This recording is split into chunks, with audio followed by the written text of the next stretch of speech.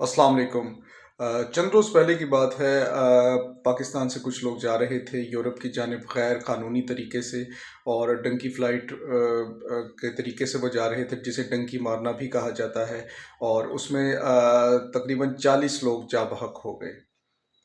दोस्तों, ये जो डंकी फ़्लाइट का जो सिलसिला है, जिसमें लोग गैर कानूनी तौर पर अपना वतन छोड़कर बैरून मुल्क जाते हैं, लोग अपना अच्छा खासा पैसा खर्च करते हैं और ये स्मगलर्स के ज़रिए से ये बैरून मुल्क जाते हैं।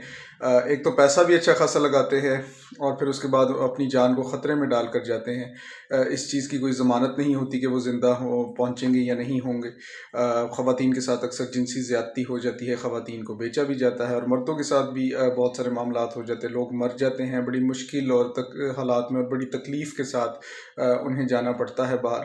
तो ये जो डंकी फ़्लाइट का जो मामला है, इस पर गुफ्तगू करना ज़रूरी है, इसे समझना ज़रूरी है कि ये है क्या और ये क्यों किया जाता है। क्यों किया जाता है, इसमें एक चीज़ तो साफ ज़ाहिर है, वो है मादा परस्ती। क्योंकि अपने वतन बाहर के जो बैरून मुल्क में जो ज़िंदगी है, बहुत शहाना है, और अपने वतन की ज़िंदगी इन लोगों को इतनी शहाना नज़र नहीं आती, इतनी अच्छी नज़र नहीं आती। उन्हें वो शहाना ज़िंदगी चाहिए, वो सहूलत वाली ज़िंदगी चाहिए। इस वजह से अपनी जो असल सहूलत वाली ज़िंदगी है, उसे छोड़कर उस ज़िंदगी की खातिर जो है तकलीफ़ें उठाने के लिए लोग राज़ी हो जाते हैं, और अपनी जान को भी ख़तरे में डालते हैं, और ख़ुद अपनी जेब से अच्छी खासी रकम अदा करते हैं इसके लिए।